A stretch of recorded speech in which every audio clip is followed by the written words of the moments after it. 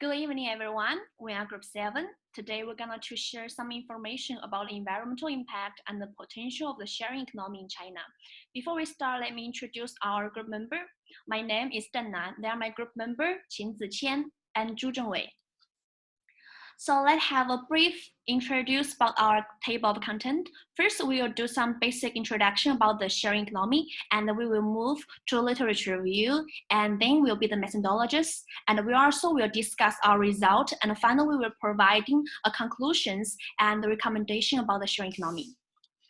The first is the introduction. We collect a lot of data from some articles. In 2018, the trading value on the sharing economy market reached about 2,900 billion yuan, and it's up to 41.6% over last year.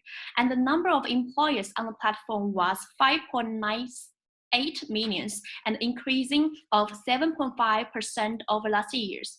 And the number of participants in the sharing economy is about 760 billions, including 5 million service providers and increasing 7.1% of last year.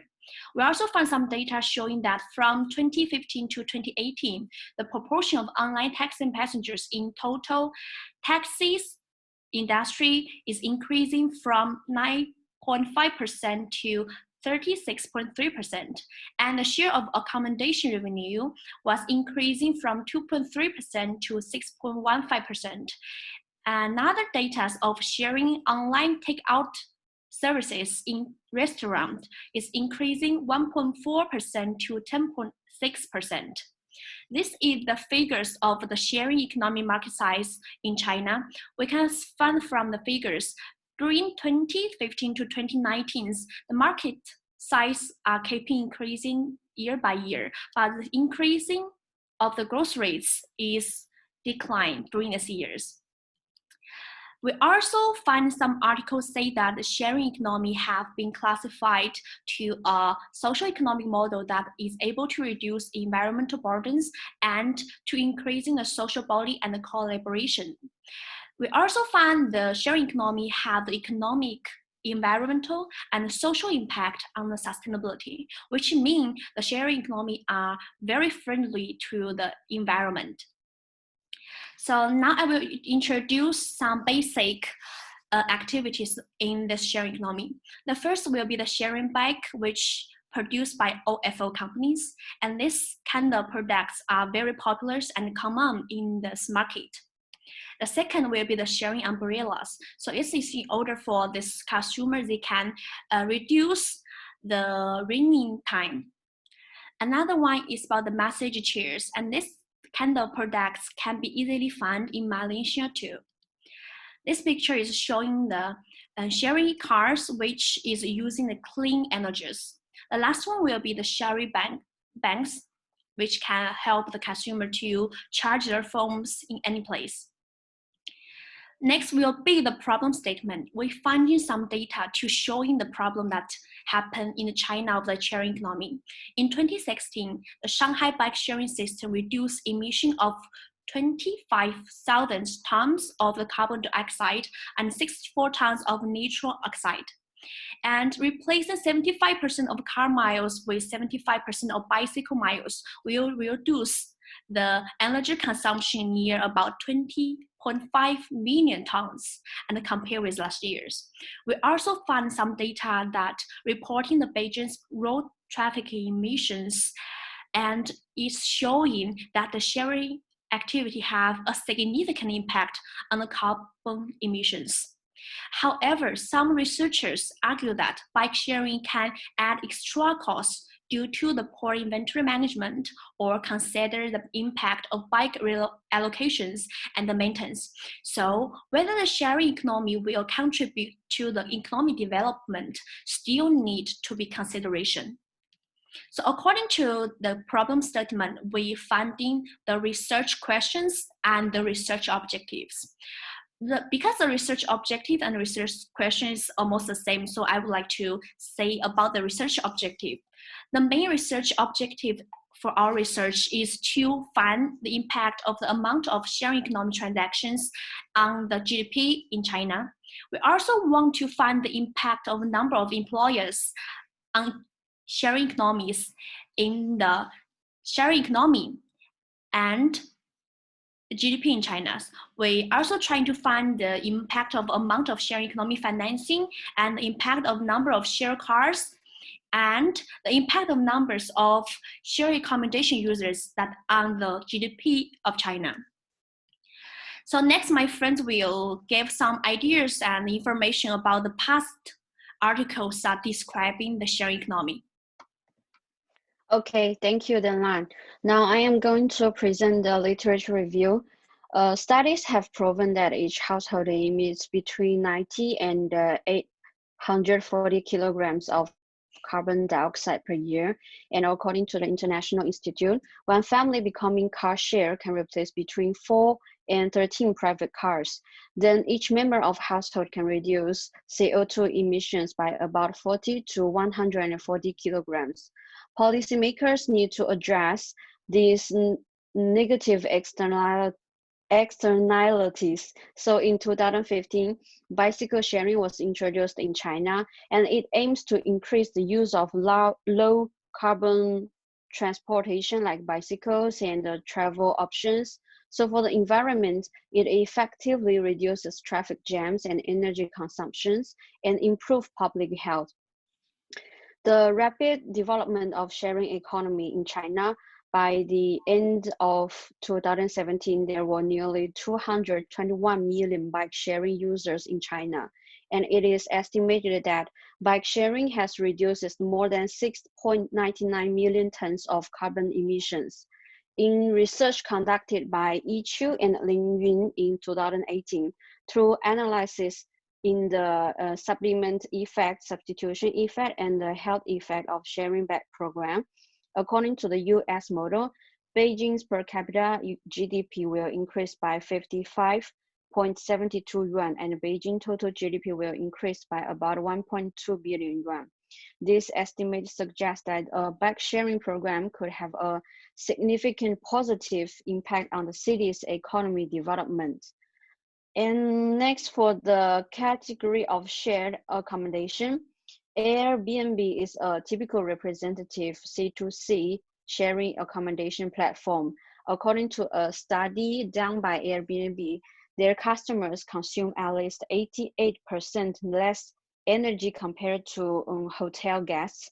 And for example, 94 of landlords in China practice environmental behavior, like up to 63% of landlords reduce single-use plastic consumption by providing large capacity toiletries and other 2% examples showing in the table. Also, it will reduce the need for hotels, although hotel construction only accounts for about 10 to 15% of total energy consumption. It reduces CO2 emissions and pollution from the production of building materials and construction, as well as the amount of construction waste generated. In 2017, Airbnb's active listings are about 150,000 active listings in China, and the number of people using Airbnb in China has accumulated more than 10 million in 2018. And China has also become Airbnb's seventh largest source country. But in addition to the Airbnb, there are also numerous platforms such like C2C sharing platforms in China. And then in next slide, please. And then in 2019, as we can see in the table, the second column shows the percentage for different industry. And in 2018, the sharing economy represented by Meituan and Drip Global has given rise to abundant employment opportunities. There are 2.7 million employees earning income from Meituan, and riders are able to earn more than 6,000 to 8,000 yuan per month, which providing employment opportunities, also raising the salary level of the service industry. And the role of shared accommodation development is improving employment widen entrepreneurship channels, and increasing the income of urban and rural residents. The number of service providers such as landlords, housekeepers, and the photographers on major shared accommodation platforms was about 2 million in 2017. On average, every additional landlord can drive 2 part-time jobs. Therefore, more users will attract more landlords. And for theoretical base, we are doing based on the attribution theory. Attribution is the process by which people analyze people's behavior and infer the reason for those behavior. The way in which the attribution are made affects the way in which subsequent behaviors and motivation are strong or weak. In 1958, Herrider indicated that the individual behavior is divided into 2 types of attributions, internal and external. Internal attribution are character attribution, and the external attribution are situation attribution. So that's all my part. I will pass my friends to present next part. Thank you.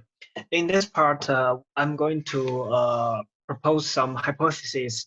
In this research, we have 5 hypotheses. First, there is a significant relationship between amount of share economy transaction and GDP. The next is there is significant relationship between number of employees in the sharing economy and the GDP. Third hypothesis is there is significant relationship between amount of share economy and financing and GDP. Fourth hypothesis is there is significant relationship between number of shared car users and GDP. The last one is there is significant relationship between number of shared accommodation users and GDP. In the next slide, is the conceptual framework of our research. It is very simple and clear. The next page is the source of data. We collect our data from the official department.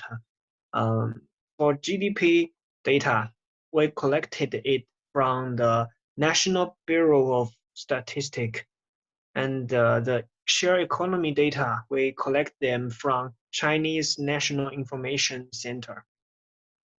And as we can see, all of them are increased quickly, except the amount of sharing economy financing. It has a significant drop at 2019. The next page, our research based on OLS regression. You can see our estimation on the screen, where Y denotes GDP, X1 represents amount of share economy transaction, X2 represents number of employees in the sharing economy. The X3 denotes amount of sharing economy financing, and X4 denotes number of shared car user. X5 denotes number of shared accommodation users. Next page is the detail of data.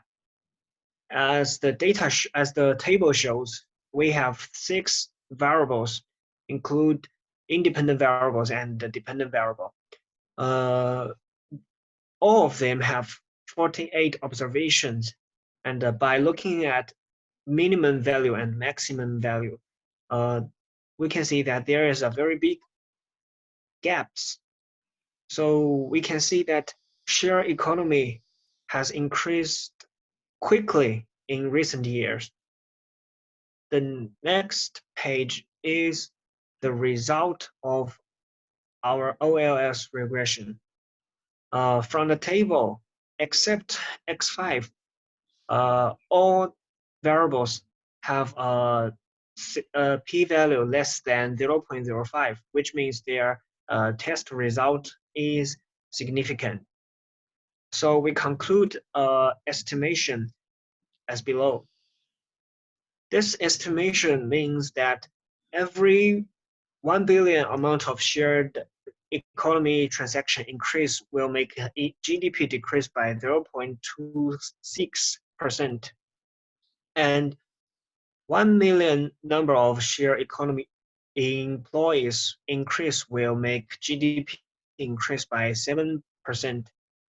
And the GDP would increase by 0.7% while amount of share economy financing increased 1 billion. And the 1 million shared car user increase will make GDP increase 4.8%. The next page is the hypothesis result. From the table, we can see that except H5, which is hypothesis 5, other hypotheses are supported. Only one hypothesis is rejected. That may because the limitation of the sample size or the scale of shared accommodation is not as big as other factors. Next, Dunlan will continue the presentation. Okay, for the recommendations, because the result of our research, we give some advice for this sharing economy. The first will be to improve the public awareness of sharing economy. We should let the people to know the sharing economy can provide the goods and services with lower price or higher qualities, also can bring some benefits to consumers. So this kind of awareness will stimulate the GDP growth in the future. The second recommendation is about the government should regulate the emissions through taxation and emission rights tradings, because so this kind of actions can make sure the sharing economy can really contribute the environmental success and the growth of the GDP. Another recommendation will be the protection the rights of consumer, because nowadays the sharing economy actually depending on the internet or some applications, and this kind of application can easily get the personal information. So the social and governments actually can have some policies protecting the rights of consumers in order for the future developing for the sharing economy. And that's all for our presentations. And thank you for listening, and any questions?